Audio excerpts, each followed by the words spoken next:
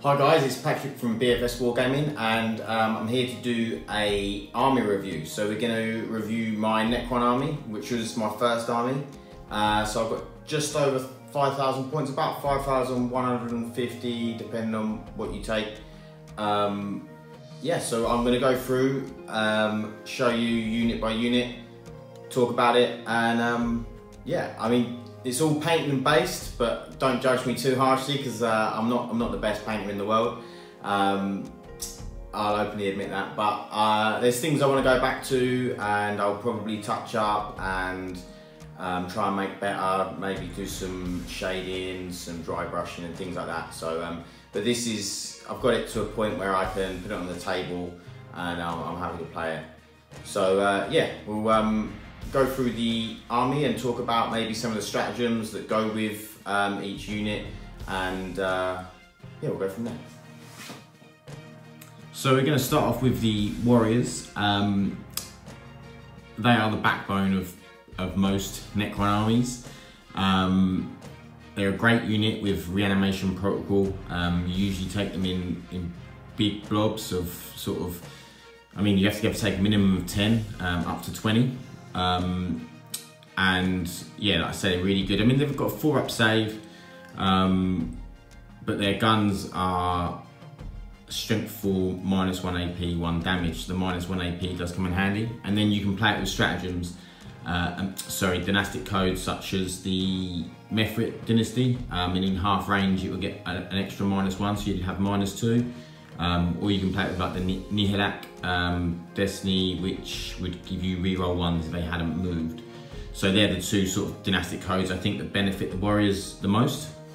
Yeah, like I say, great unit, stubborn to get rid of because of reanimation protocol. And if you also play it with, if you have the warlord trait, Immortal Pride, it means that you can't fail morale, which is really good if you have your warlord near your big units of warriors, so then you don't have to spend 2 command points to automatically pass morale. And people really have to concentrate fire on these to get rid of the unit, which then can help protect other units. But yeah, like I say, this is sort of the #1 troop choice. I think the 12 points are a warrior, so it's 120 points minimum, 240 points if you take in 20. So the next unit we're going to talk about is the Immortals, which is the second troop choice. So with these, you've got 2 options of weapons. I've kitted most of mine out with Tesla carbines because I find them good. They're good for clearing hordes and things like that, and haven't got any armor penetration. Unless you play Mefrit with them in half range, they would have -1. But they do explode on 6s, so you get 3 hits instead of 1 when you roll a 6 for a hit. And in the back of this little unit, I've got 5 Gauss guns. I can't remember exactly what they're called, Gauss something. And they are -2 AP, strength 5, -2 AP, 1 damage, and the Tesla are strength 5, 0 AP, 1 damage. So yeah, both really good. Can do a different job depending on what armies you're playing. Again, these I usually take these in units of 5, but you can take them in up to units of 10. Again, they reanimate, so really good. If you do take them in units of 10, they have more chance of reanimating. Also with My Will Be Done from an Overlord or someone like Imhotep, both the warriors and the Immortals can then be hitting on, they get +1 to hit, so therefore you'd be hitting on 2s instead of hitting on 3s, and that's for both. So for any infantry unit that can be used on. But yeah, Immortals are great, really good. And they have a 3-up save instead of a 4-up save, so it makes them slightly more durable than their warrior counterparts. So moving on to the elites, we've got the Citan of the Nightbringer, Citan Shard. So I've only got the Citan of the Nightbringer, but you can also have a Citan of the Deceiver and a Transcendent Citan. So all I think are good. This is my favourite one, but I am hoping to get the others in the future. So they have a couple of stratagems they can use, but we'll talk about the powers first. So they have 6 powers they can choose from. They can take 2 but use 1 per turn, which they use at the end of the movement phase. So you've got Antimatter Meteor, which is D3 mortal wounds when you roll a 2 up for the nearest visible enemy unit, or if you roll a 6, it's D6 mortal wounds. Times Arrow is pick a visible enemy unit within 18 inches of the Cetan shard. Roll a d6, adding 1 to the result if the Cetan shard is used as a Tesseract Revolt. If the result exceeds the highest wounds characteristic in the unit, 1 model from the unit chosen by the controlling player is slain, and an unmodified roll of 1 will always fail. So we'll go over to have a look at some more of these. You've got Sky the Falling Stars, which is one of my favourite ones. So pick up to 3 different enemy units that are within 18 inches of the Cetan shard, roll a d6 for each. You subtract 1 for the Tesseract Revolt for all of them, I believe. If the result is less than the number of models in the unit suffers D3 mortal wounds. An unmodified roll of 6 will always fail. So really good, considering most units are coming in a minimum of 5, so you're pretty much always getting it on a 4. And obviously if you're playing an infantry heavy army, it's really, really good for that. I usually take the Sky of Falling Stars and Antimatter Meteor, because if there's not infantry about for the Sky of Falling Stars, then I'll use Antimatter Meteor and get that D3 mortal wounds. So you've got Cosmic Fire, roll a d6 for each enemy unit within 9 inches of the Cetan shard, unroll and add 1 for the Tesseract Revolt. On a 4+, the unit being rolled for suffers D3 mortal wounds.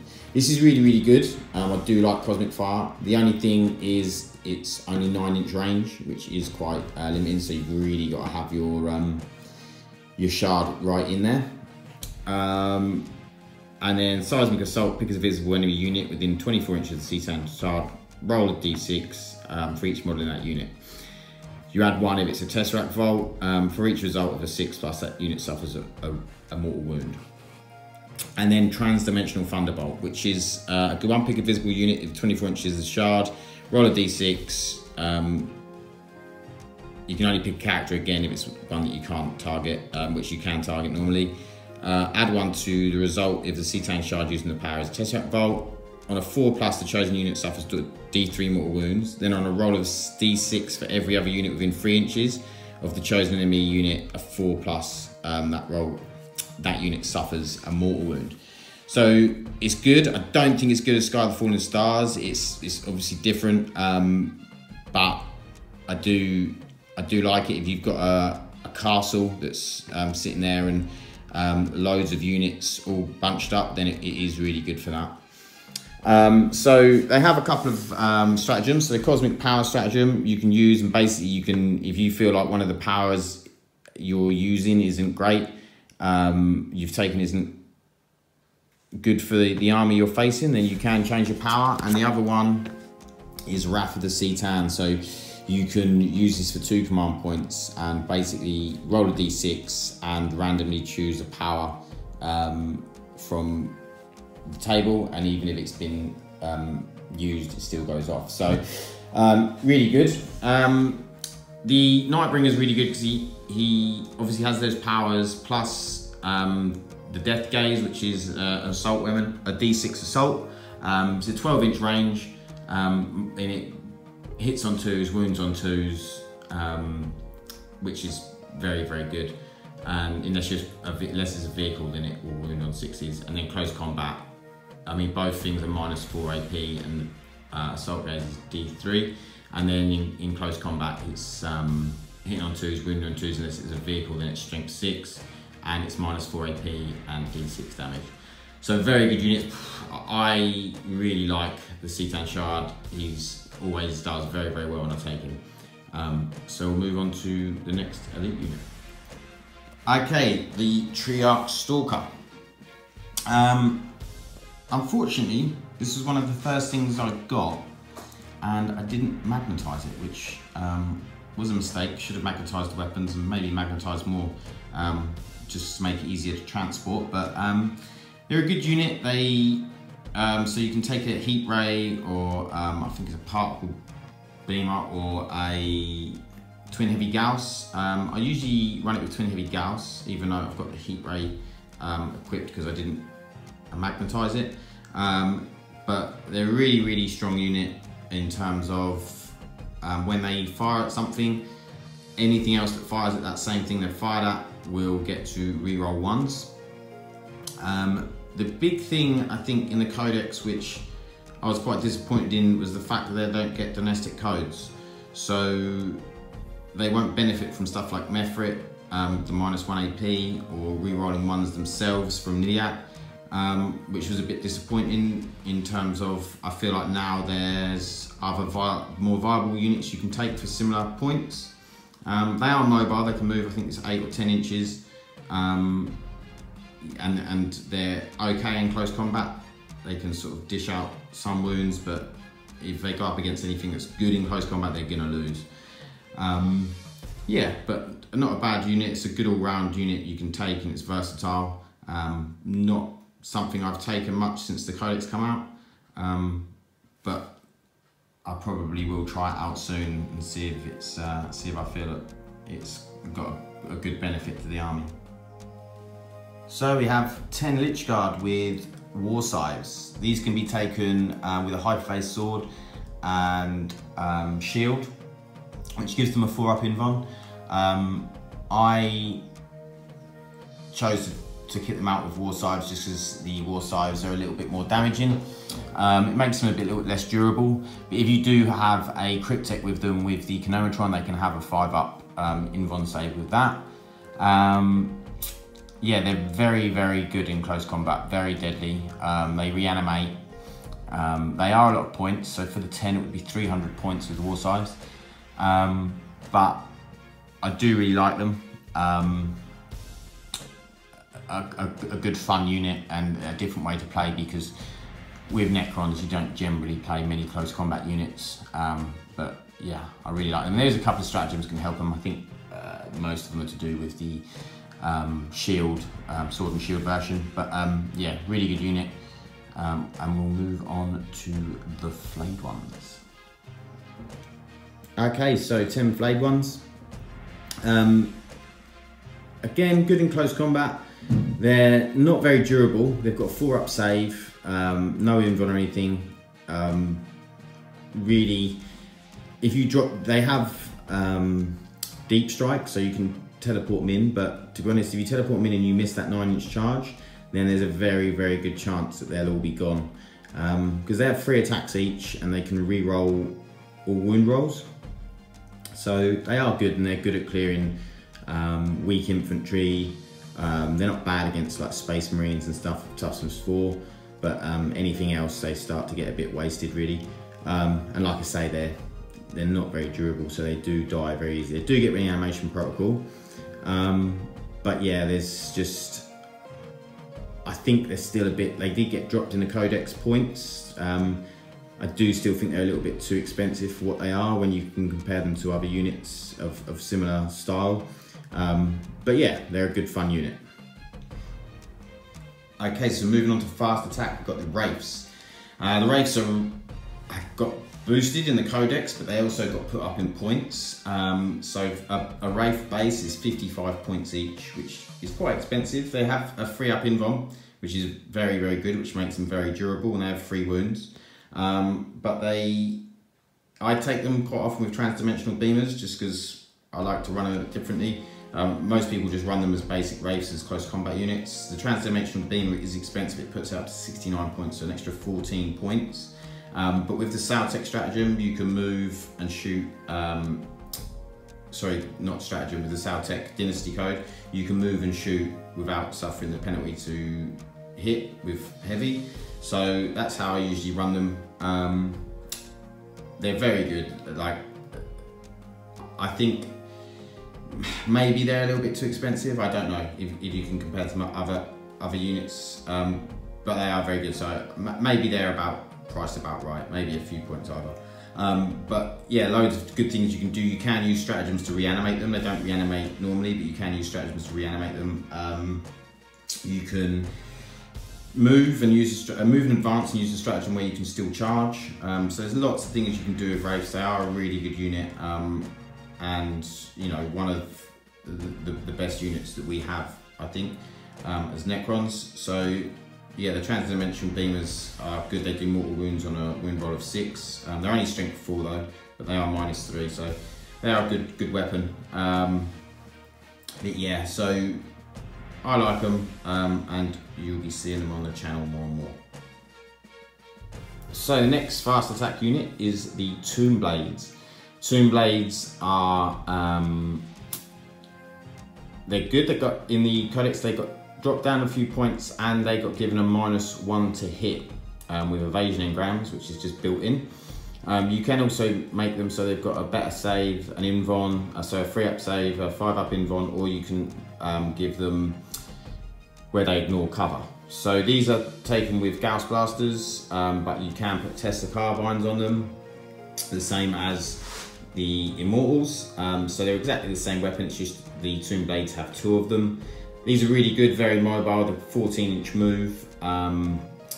They've got 2 wounds apiece. They tend to die fairly quickly whenever I've taken them, but you can have up to 9 in a unit, so they do reanimate, so that could be an option in the future. I only have 6 of them, but yeah, a good unit. Okay, moving on to the Destroyers. The Destroyers are arguably the best unit the Necrons have. I would probably say they are. So they're 50 points each, fully kitted out. Their guns got a boost, so they're now heavy 3 instead of heavy 2, and they have an extra strength, so they went from strength 5 to strength 6. So, and these guys move 10 inches. They have the infantry keyword, so they can get cover in terrain. They can be moved by Veil of Darkness. They can be given My Will Be Done. Having the infantry keyword makes them a much better unit. Really, like I say, the best unit the Necrons have, and they have a really good stratagem for 1 command point, which is Extermination Protocols, where they can re-roll all hits and wound rolls.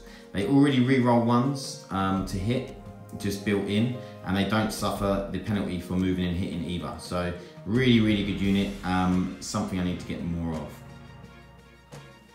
Okay, so we have the Scarabs. Scarabs are probably one of our must-take units in terms of they're really good screening units.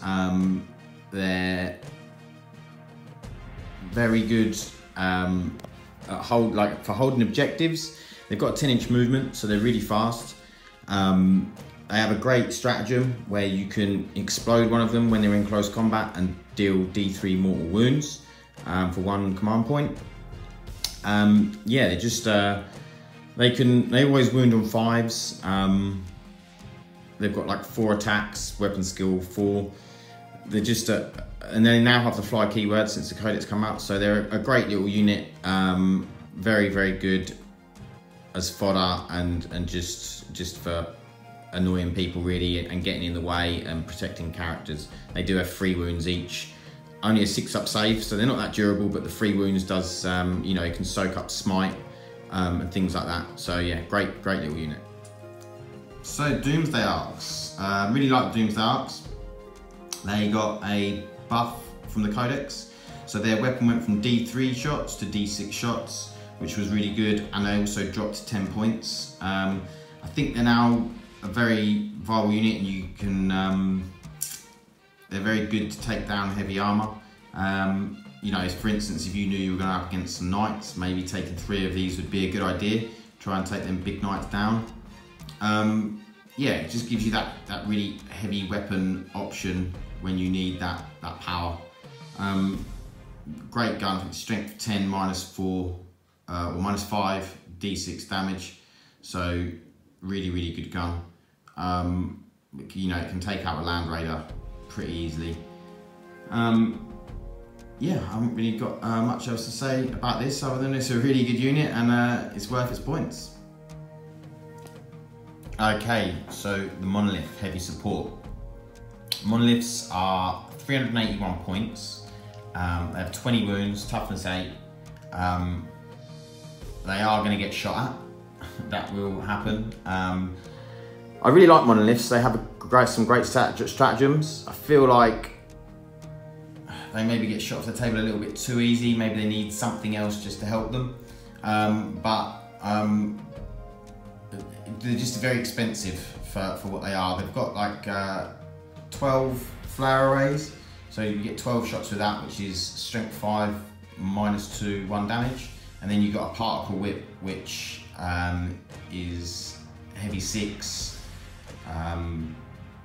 strength 8, -2, D3 damage. So it has some firepower, not amazing, but it's okay. They have some really good stratagems. So you can set this up. When you set this up, you can set up infantry units on the tomb world, and they can then drop out. So it is a transport as well. So we'll just show you some of the stratagems for it.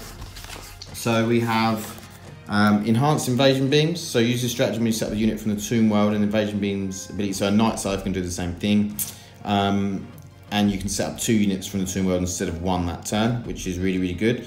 This one is amazing, and I think which is something which would make me more likely take a monolith or a doom scythe, which basically means when your doom scythe or when the last monolith or doom scythe is destroyed, you can use this stratagem and you can set up one of the units from the tomb world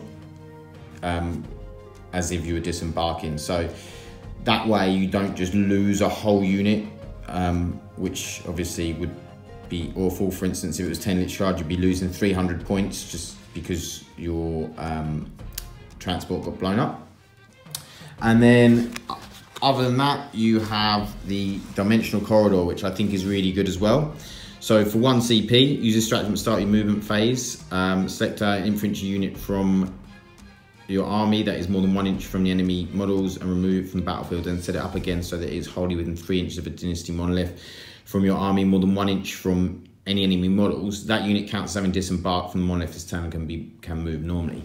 That way you can have something, for instance, like your Lich Guard set up at the back of the map, maybe hiding, and then when your monolith gets into place, you can then use the dimensional corridor, bring them over, and that way, if the monolith did get destroyed, you wouldn't lose your Lich Guard, although they still wouldn't be in a position where you probably wanted them, but they would still be alive. Yeah, like I say, I really do like the monolith. It's just, I think maybe something needs to change, especially now with the beta rules, if they become the rules where you can't deep strike turn 1. That means that if you deep strike the monolith, because it can deep strike, it has to drop 12 inches away. It means that it makes it very, very hard. So flyers, I just have the Doom Scythe, but you can also have the Night Scythe as well. The Doom Scythe is the one with the Death Ray. It's toughness 6, 12 wounds, has a 3-up save. It's -1 to hit because it's hard to hit, which most flyers are. It's okay. I wouldn't really take a Doom Scythe in a good list. With Sailtech, you don't suffer the -1 to hit, but normally you would suffer -1 to hit when firing heavy. The Test Destructors are good. They're strength 7, 0 AP, 1 damage, but you get their Tester, so you get the exploding 6s. The Death Ray is D3. It's D3 shots, so usually you're getting 1 or 2 shots. It's strength 10, -4, D6 damage. So it can deal out some damage if it ever hits. And if the Doom Scythe stays on the table long enough, it's usually gone by turn 1, maybe 2. Yeah, I mean, maybe these would be better if you took 3 of them and had an air wing. Maybe that would be better. There are a lot of points for 205 points, but there is a stratagem. So it's the amalgamated targeting data. So if you have 3 of them and they're all within 6 inches, they can then fire. Basically, you pick a point and you can roll D6 for each unit within 3 inches of that point. You can add 1 to the result if the unit being rolled first 5 or more models, subtract 1 if it's a character. And on a 4+, that unit suffers 3d3 mortal wounds. So that could be really, really good if there was a lot of units in a very, very close vicinity. But it's you have to have 3 of them on the table. They have to be within 6 inches. So it's very... you'd have to be flying them around together. But yeah, they're okay. I wouldn't take them one really. Since the codex has come out, I thought they were going to get better, but they didn't. But yeah, there you go. Okay, so HQs, we have Illuminus Cesares. I like Illuminus Cesares. He has his augmentation, so he can augment either a warrior or immortal unit. He can make them either +1 ballistic skill, +1 strength, or +1 toughness, which is handy. That's for the rest of the game, but you can only do it once per unit. So if you've got 3 units, you'll be able to do it to each unit. He doesn't get the dynastic code from whichever you're taking, but this can be good because he then doesn't, if you're taking multiple dynasties, his abilities work on all dynasties, which is really good. So he's also a cryptek, so you get 4 up reanimation, or +1 to reanimation. And he has a very, very good weapon, but it's assault 1. And again, it's like strength 10 -4 d6 damage, something like that. So it's a very, very good weapon. Yeah, he's a good character. I like him. He's got a lot of uses. So we have the 2 overlords. Overlords are really good generic character. They do My Will Be Done, which gives you +1 to ballistic skill, or +1 to hit, charge, and advance, which is really good.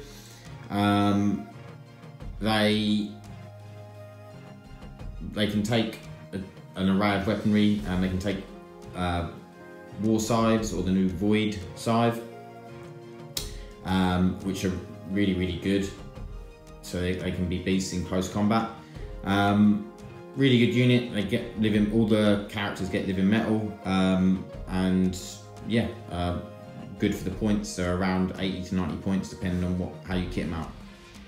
So we have the new cryptek model from the Forgebane set. So crypteks are okay. They have the Staff of Light. They're there for the reanimation really, and if you take a Chronometron, you can get a 5+ invuln for infantry units. Also, you can take a Canaptic Cloak, and you can do D3 wounds back instead of just 1 on units with living metal that are within 3 inches of him. They're weak in terms of they can be killed very easily. They have 4 wounds, no invuln, so they can die very quick. But they're a very, very good unit, have a lot of good buffs. So here we have a Lord. He is actually our cheapest HQ for the Necrons. He rerolls 1 to wound for any infantry units within 6, which is handy. He's okay. You can give him the same, pretty much load him out as the same as a Overlord. He's just not quite as good, but it's worth taking as a cheap HQ if you want to get another detachment in there. But yeah, very useful. And we have Imhotep the Stormlord. Imhotep's really, really good. He's probably the best character or HQ that the Necrons have. He is very expensive at 200 points, but he does have the Call the Storm, which is really, really good. So you pick an enemy unit that's not a character, and basically anything it has to be a 2 to go off, so 1 will fail, but whatever you roll is that many mortal wounds. So if you roll a 4, it's 4 mortal wounds, and then you roll a D6 for every unit within 6 inches of that model you picked, and on a 6 they will get I think it's a mortal wound or D3 mortal wounds as well. He has a flamer and his staff, which are both really good. Yeah, just a really good strong. He can also do My Will Be Done to 2 Saltec units instead of 1. He has a buff that affects flayed ones, so he can do reroll 1s, I think, in the hit phase for flayed ones. So he's got a lot of special powers and things like that, and he is quite good, and he's good in close combat. So yeah, a really good character. Like I say, it's expensive, it's 100 points. And you have to do Saltec when you take Imotech because he is the leader of the Saltec. So yeah, but a good unit, well worth taking. So I just want to run through some stratagems that I particularly like that I think are very good for how many command points they are. The first one is extermination protocols, which I said, which you use on the destroyers. Really, really good stratagem for 1 command point. Very, very, very good. You've got the resurrection protocols. So again, for 1 command point, you can resurrect a character on a 4+, which is huge. Really, really good. Again, just makes, you know, for instance, if it was for instance Imotech that you resurrected, it's another 200 points. You've basically just got. He only comes back with one wound, but with living metal, and especially his living metal, he gets D3 mortal wounds back. So you could, if you hide him for a turn, get him back up to a good strength, and then get him back into the fight, or just move him back behind, get him out of the way so he's surrounded by other stuff so that he can't be targeted. He gets his wounds back up, he's buffing stuff.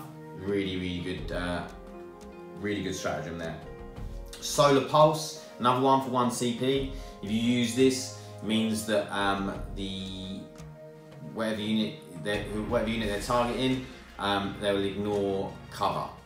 So that means they won't get the +1 to save from the cover. So really good. You've got Dynastic Heirlooms, which you can use 1 CP to get an extra relic or artifact.